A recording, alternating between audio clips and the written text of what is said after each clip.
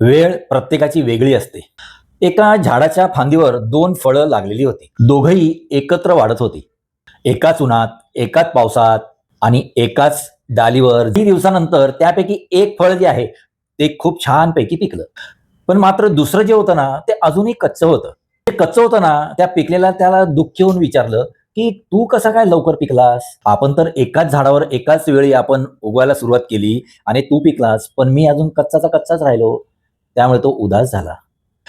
त्यावर पिकलेलं फळ शांतपणे त्याला म्हणालं, "अरे, माझी वेळ आली होती म्हणून मी पिकलो. तुझी पण वेळ येणार येणार आहे."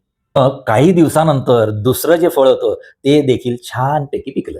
मग त्याला उमगलं, की प्रत्येकाच्या उमगण्याचं, प्रत्येकाचा पिकण्याचं म्हणजेच यशस्वी होण्याचं वेळापत्रक हे प्रत्येकाचं वेगवेगळं असतं.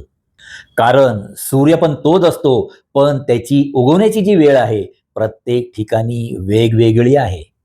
म्हणून आपण नेहमी म्हणतो ना, "अरे, त्याचं सगळं चांगलं झालं, याचं सगळं चांगलं झालं, अजून माझं कसं झालेलं नाही." इतरांशी तुलना करणं थांबवा. तुमची पण वेळ येते, पण थांबा, वाढत राहा आणि स्वतःवर विश्वास ठेवा. असेच माझे व्हिडिओ लाईक करा, शेअर करा आणि सबस्क्राईब करायला तर अजिबात विसरू नका.